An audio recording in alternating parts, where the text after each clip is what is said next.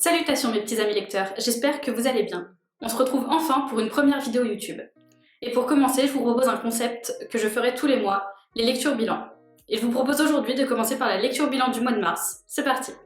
Pour ce mois de mars, j'ai 4 romans à vous présenter. Malheureusement, j'en ai qu'un seul en papier chez moi, donc je vous incrusterai les photos pour les autres. Pour commencer, j'ai lu L'Académie des âmes abîmées de Thierry Cohen aux éditions Plomb. Dans L'Académie des âmes abîmées, on suit le destin de 3 personnages. Ces 3 adolescents qui ont des problèmes dans leur vie, tous des problèmes différents mais de gros problèmes, et qui sont en phase d'être déscolarisés ou de se suicider ou autre, enfin bref. 3 adolescents qui vont pas bien, sauf qu'ils vont être sauvés par une organisation, une académie, un peu spéciale, qui a pour objectif de venir en aide aux adolescents mal dans leur peau, avec de gros soucis, que ce soit familiaux ou autres, et qui permet de les sauver, de les aider à s'en sortir grâce à des cours assez particuliers. Par exemple, il y a des cours de Krav Maga, il y a des cours pour savoir décrypter si les gens mentent ou pas, enfin c'est des cours assez particuliers qui permettent justement de les aider à s'en sortir et à réussir dans la société malgré ce qu'ils ont vécu. Et en plus de ces cours-là, chaque nouvel arrivant a un mentor qui lui est là depuis plus longtemps dans l'académie, et il y a une très bonne entente, c'est de l'entraide, c'est du partage, c'est assez fort comme sentiment dans cette académie, le sentiment de communauté. C'est un roman contemporain. D'habitude, c'est pas le genre de lecture que j'affectionne particulièrement. Mais là, pour le coup, c'est quelque chose d'assez fort, c'est vraiment plein d'humanisme. Ça redonne espoir en l'humanité, ce qui est assez compliqué en ce moment. J'ai aussi beaucoup apprécié ce roman grâce aux personnages principaux qu'on suit. Donc on suit surtout 3 adolescents. Donc il y a Dylan, Lana et Selim. Dylan, lui, son souci, c'est qu'il a été battu, maltraité, déscolarisé par son père, qui le supportait pas. Il vivait dans une grange et il se faisait battre, tous les soucis venaient forcément de lui. C'est un jeune garçon qui a 16 ans, il me semble, et qui ne sait ni lire, ni écrire, qui n'a jamais été à l'école. Et quand il arrive à l'académie, c'est extrêmement touchant à voir parce qu'il a juste qu'une seule envie, c'est apprendre le plus possible, s'ouvrir aux autres, s'ouvrir au monde, avoir des amis. Il en revient pas qu'il y ait des gens qui lui parlent, d'avoir un mentor, etc. C'est extrêmement beau à voir, c'est extrêmement touchant et c'est un personnage très très attachant. Malheureusement, je trouve qu'il est assez peu exploité dans le livre, qu'il aurait pu l'être plus.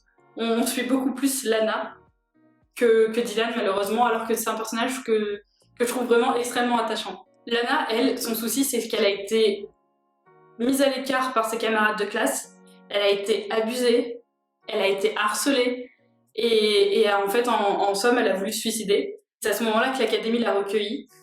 Et tant mieux, parce qu'elle a une rage de se battre, une rage de s'en sortir, une rage de faire quelque chose de sa vie, et elle est extrêmement forte, courageuse, intelligente et perspicace.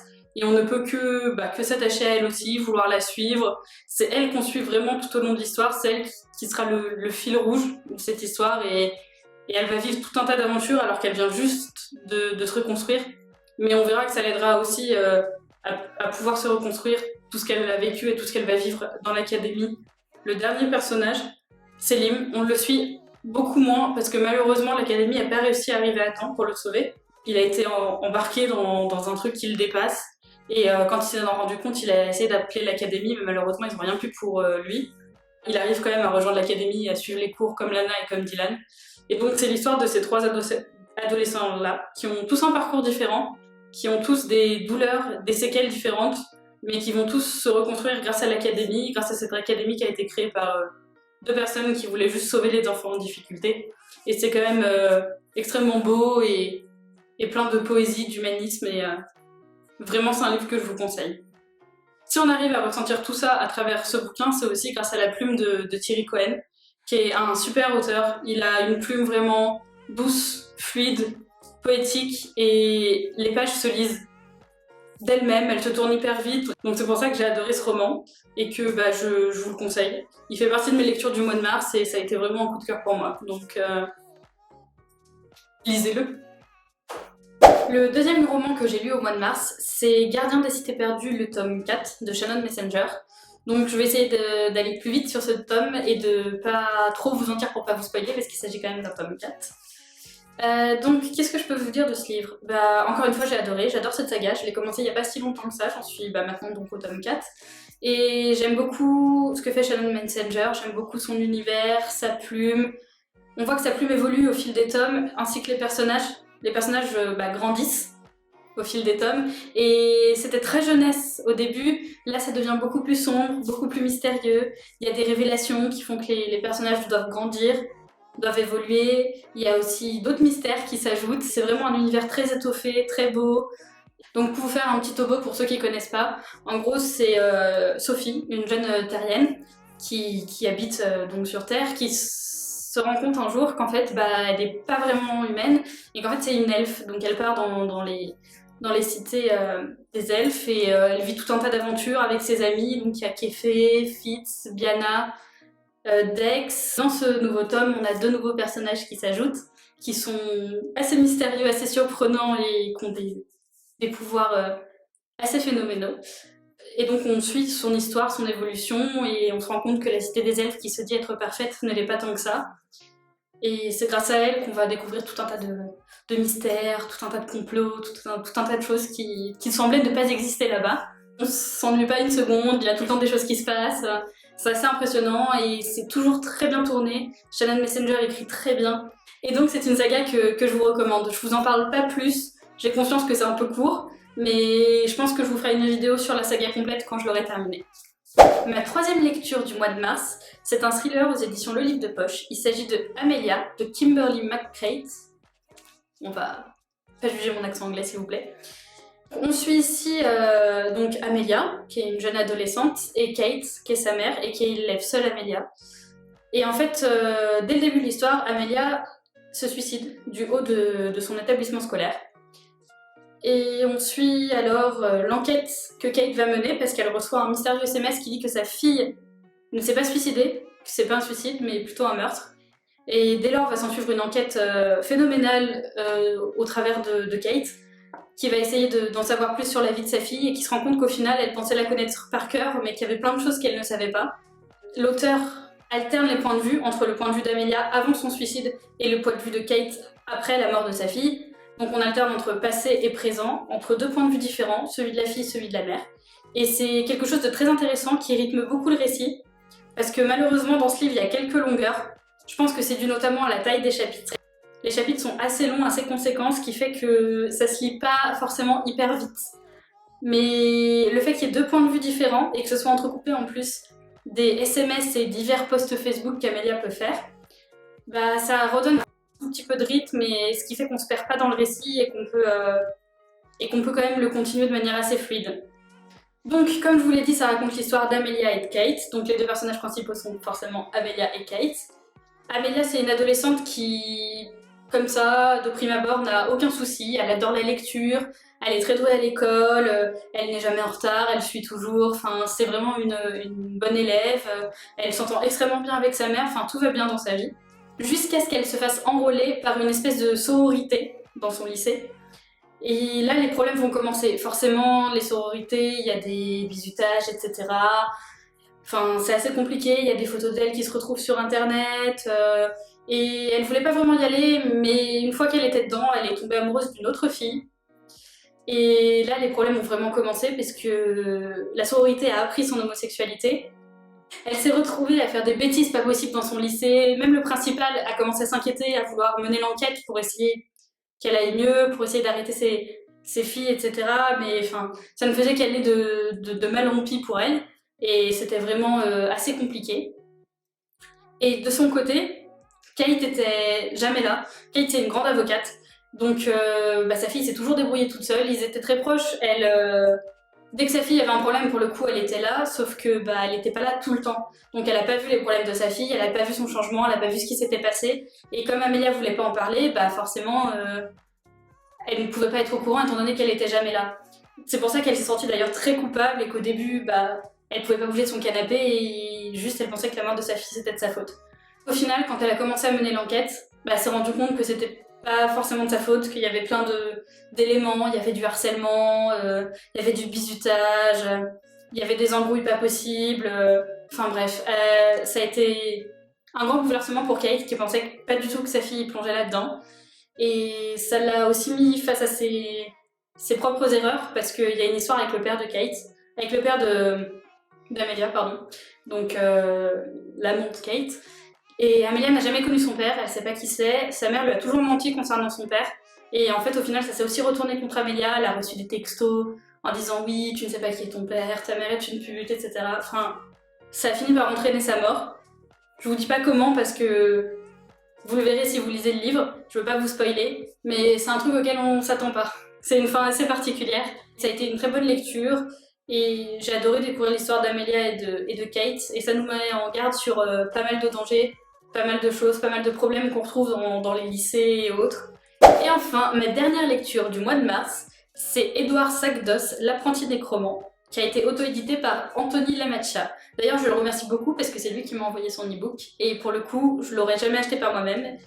Et c'est bien dommage parce que vraiment, ça a été un véritable coup de cœur. Dans ce livre, on suit donc Édouard Sackdoss, qui s'improvise nécromant. Donc c'est un enfant de 13 ans qui est harcelé par ses camarades au collège et qui, pour se venger, veut faire revenir à la vie, enfin veut réveiller un mort. Et ce mort, c'est Wilfried Defriche, qui est soi-disant un tueur d'enfants. Il aurait tué 13 enfants il y a 42 ans. Il décide comme ça, un soir, Édouard, d'aller dans un cimetière, enfin dans le cimetière de sa ville, lourd de brume, pour réveiller Wilfried Defriche et lui demander d'aller faire peur à ses camarades. Sauf que, à sa grande surprise, au lieu d'être un mort-vivant qui fait peur, etc., il est très sympathique et très amical.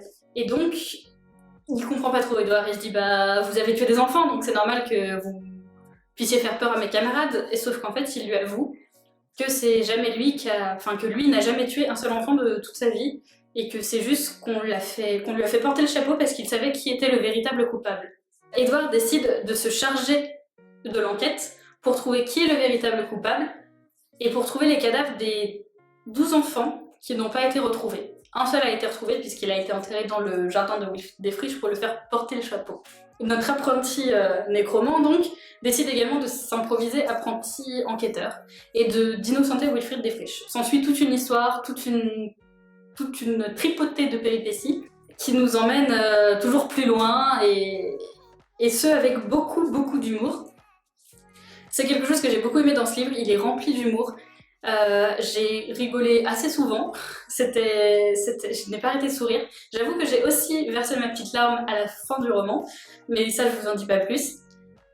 Également, ce qui m'a fait beaucoup aimer ce roman, c'est la fluidité, la légèreté de la plume de l'auteur qui fait qu'on lit le livre extrêmement rapidement. Je l'ai commencé le matin, le soir il était terminé. Je l'ai pas lâché, c'était très addictif, c'était très rapide à lire, les chapitres n'étaient pas longs, ce qui permet d'avoir un très bon rythme. Ce que j'ai trouvé assez original, c'est la manière dont c'était rédigé. C'est-à-dire qu'on a la narration principale, comme un roman lambda, et en italique, on a les remarques d'Édouard, qui souvent d'ailleurs n'est pas d'accord avec le narrateur, ce qui donne un petit côté très drôle à l'histoire et qui donne un rythme très sympathique que j'ai beaucoup aimé. J'ai trouvé ça très original.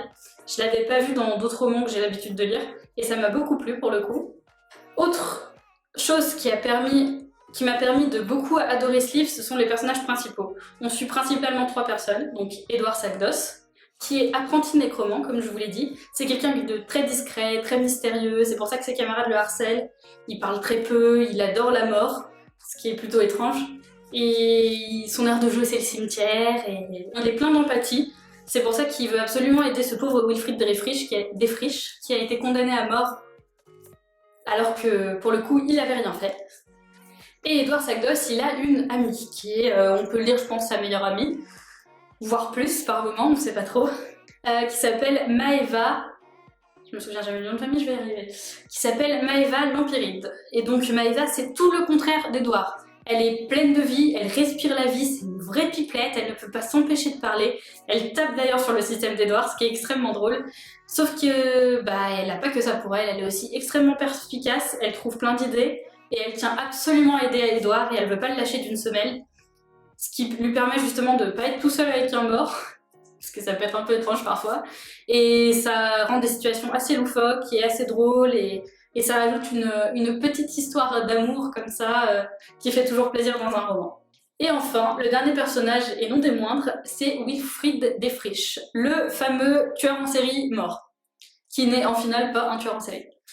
Wilfried Defriche était professeur des 13 élèves qui ont disparu, et il a été condamné à mort pour ses meurtres, parce qu'il se trouvait sur le lieu de l'enlèvement de la dernière victime. Le meurtrier l'a vu et il a mis tout un tas de preuves chez lui pour le faire condamner. Et une fois qu'il savait qu'il était condamné, il a rien tenté, il a rien essayé de faire. Wilfried, il a juste accepté son sort et il est décédé. Au final, il n'est pas si déçu que ça, puisque la mort, comme on peut le voir dans ce magnifique roman, c'est plutôt cool, c'est assez drôle à voir. Je vous en dis pas plus pour que vous le découvriez par vous-même, mais on se demande, grâce à ce roman, s'il ne vaut mieux pas être mort que vivant, mais bon. Chaque chose en son temps, comme dit Wilfried. Lui, le seul regret qu'il a, c'est que les corps des 12 autres enfants n'ont pas été retrouvés, donc ils sont pas en paix, ils n'ont pas été enterrés, ils sont sûrement enterrés quelque part. Donc c'est pour ça qu'au début, après avoir rejeté Édouard, le rappelle pour lui dire aide-moi à résoudre cette affaire, à les retrouver et à les aider. C'est pour ça qu'il demande de l'aide et c'est pour ça qu'ils partent à 3 dans des aventures pas possibles. 2 enfants de 13 ans et un homme décédé. Il a beau être mort, Wilfried, il est très sympathique, il est très drôle, il est très amical et c'est lui qui rajoute pas mal de notes d'humour aussi au roman, ce qui est très, très sympathique. Voilà, c'est une histoire très drôle, très bien menée. C'est un roman jeunesse de base, mais je pense que c'est un roman jeunesse aussi bien pour petit que grand. Pour le coup, vraiment, lisez-le à tout âge, à n'importe quel âge. C'est un roman que je vous conseille. L'enquête est très bien menée, elle est très bien ficelée, elle est très bien faite. On ne s'attend pas à la fin, même si je me suis doutée un peu sur les derniers chapitres. C'est quand même assez impressionnant. Je me suis doutée du coupable, mais je me suis pas du tout doutée de l'explication, ni de pourquoi, ni du comment. Et pour le coup, c'est vraiment un très bon roman qui se lit très vite et qu'on peut lire à tout âge, que je vous recommande grandement. Je vous remercie d'avoir regardé cette vidéo. Si vous avez des commentaires à me faire pour que je puisse m'améliorer, c'est avec grand plaisir que je les prendrai. Et si vous voulez venir discuter avec moi des différents livres que je vous ai proposés, je vous invite à me suivre sur Instagram. Et puis à part ça, on se retrouve dans un mois pour le prochain bilan. Au revoir!